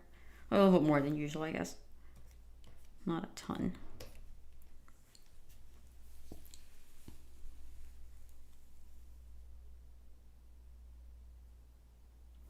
Have I decided on the images you are going to do on the double page spreads? Yeah, so the main one is a splash image of right when Saint gets to Shangri-La, the city, so you see everything happening. Like, it kind of establishes the city itself, and it's like the most important part of the comic book. And then the racing scene where it's like a double page spread of the race. And I wanted that to be also like an establishing very cool shot of the city itself when the races are going on, and the nightlife and stuff like that. So those 4 pages are like killer pages for me. I already did the layout for it, but I didn't like it, and I'm like, okay, it's not showing enough, it's not establishing enough. And then it's like, at that point, it's like, do you redraw it, or do you just like erase a bunch of stuff and do it in post? But it's such an important page, I didn't want to just like, half-ass it. So I basically have to go back and look at what I did, probably take like a copy sheet of paper and then draw the new things on top, and then I have to light box and ink the new version of that, basically. So no penciling, just gonna go in there and I don't know how to explain it. I'll try to record that process so you see what I mean. It's super involved, but I think it's such an important aspect of the comic book that I don't want to overlook something like that. and it gives it that wow factor. As soon as you see it, you're like, okay, this is why this story is, and then people around, or the people in the environment are the way that they are. So when you see the city, it's kind of like seeing Gotham City, and you see like this sprawling city and all the things that happen in it. It's like a character in itself. And that's what I learned at DC when we're doing the workshop. Like they say, Gotham City is basically a character in itself. You have to treat it like such, and it's so important because everything that happens underneath all of that, the seediness and the people living there, and you know, it creates these villains and stuff. So yeah, I'm gonna have to show you guys because it's hard to explain it right now unless you saw exactly what I was doing to try to redo that page, basically those panels. So there was a couple pages I had to re-ink because I was inking with a pen and it looked like the pen was running out. So all I did was light box onto another sheet of paper with ink, and I didn't redraw it with pencil. That would be insane. But some people in Japan do that, where they just do a rough pencil and they just light box onto the final sheet of paper with ink, and they just skip the whole entire penciling process altogether. I'm not that good yet, but that's where I aspire to be, you know, to get to that point.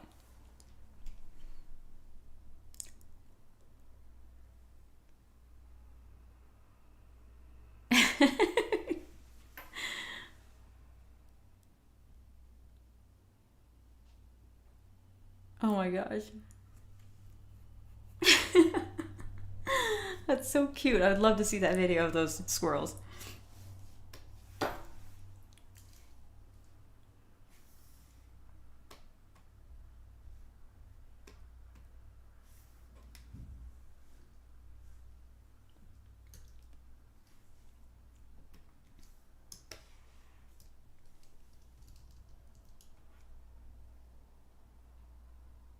Okay, let's add another layer of highlights.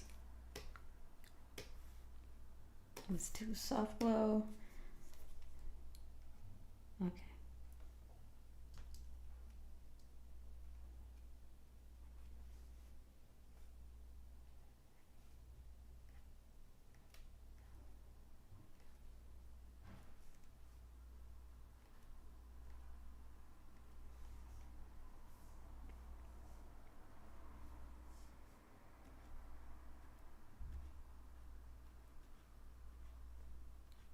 I'm gonna stream for maybe about wait, what time is it? Yeah, about 5 more minutes, and whoa, that's weird. My watch is not synced with my cell phone. I'll stream for another 5 minutes, and then I have to go work out, and then we have dinner reservations at 5, so I'm cramming. John just left without me, so I'm by myself. I'm just being lazy, like showing up at the workout room for a few minutes to pretend like I've actually done anything.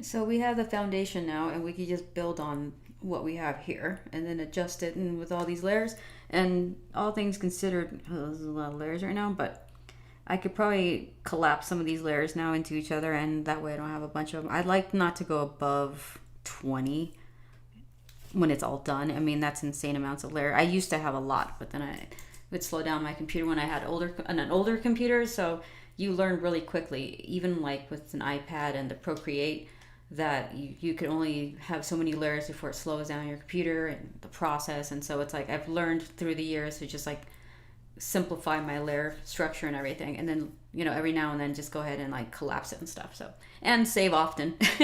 And also the history button, you could do it where it only records so many, like 20 steps, and then it erases and starts over just to save memory and whatever. But I mean, nowadays with the new computers, it's just like, it's not as bad. But back in the day, I used to have to do all the like house cleaning just to make sure that things function and it doesn't crash. Because if you lose a page and you have deadlines, Vince knows this, it is not good.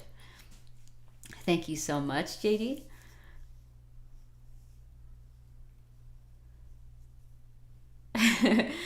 Cut the, what is it? Cut the chase news. Cutto the chase news. I love trying to learn how to read these screen names and I'm not good at it. Yeah, I mean, honestly, there's a lot of things I have to work on. I know that I'm good enough to do this, but to the next level, I'm not quite there yet. Working on it. Being more efficient, I think, is important, and then not sacrificing your art in the process. Because I think that once you learn some things, it actually makes your art look better. Because you focus on the important things first, you know, instead of overthinking and over rendering things that, you know, don't make a huge difference. So yeah, one of these days I'm just gonna get so good. I just go straight to inks, no pencils, super rough. Some panels I could do that with, but to be fair, like something like this where there's backgrounds and it's very involved, I feel like I have to be a little bit more thoughtful. So I think it's just doing the easy, for example, these panels right here, I could probably do rough pencils and then just go straight to inks, but something like this, it's going to take a little bit more work, which I think is fine. I think it's all about balance. Okay. Let's see. Let's do a little bit more here. So we have a foundation, and when I come back and I start to finalize this, I feel good about this. I'm not going to have panic attacks because I have so much to do still. It's just getting to a stopping point where you feel good about it, you know? So, all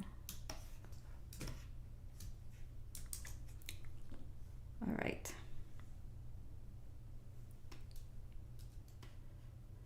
All right, so this is the demo for today.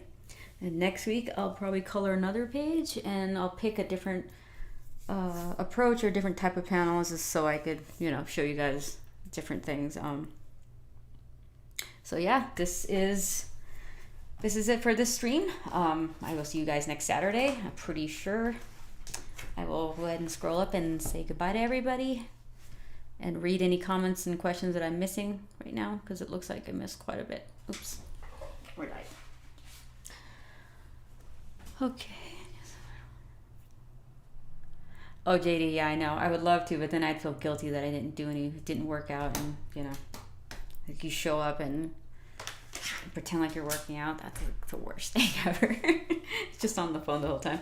No, I try to be like, you know, intense and then for like 15 minutes and that makes you feel okay. Kind of need to do that because drawing is exhausting when you're just sitting there.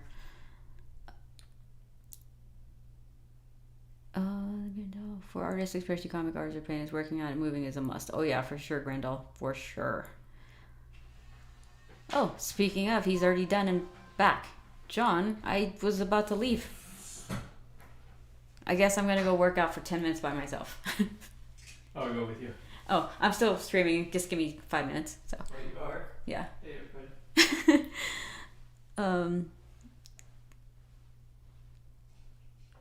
Oh, thank you so much, Michael White. Those cards are fun. I got a few extra cards that I could actually maybe do commissions on. I love doing sketch cards. I used to not like them because they're so tiny and I felt like I couldn't get all the detail in, but I've gotten some pens that are pretty good at rendering detail in small pieces. Happy weekend to you as well, Echo. Peace 3. Hello, and I'll see you next week, hopefully. Bandit Rose, thank you as well. Thank you, Stefan. You have a great weekend as well. You too, JD. Thank you, Arthur. You have a good day as well. Contrast and Hues, great stream. Thank you so much. Rick Garcia, have done it. Thank you so much. I hopefully see you guys next week. And Richard Willis. And oh, JD says hi, John. Everybody probably just heard you. Detective Buckets, goodbye. Goodbye, Vince. Goodbye, Doodly Don. Good night, Gold Tone. Good night, Sibo. All right, you guys. I will see you next week. Bye.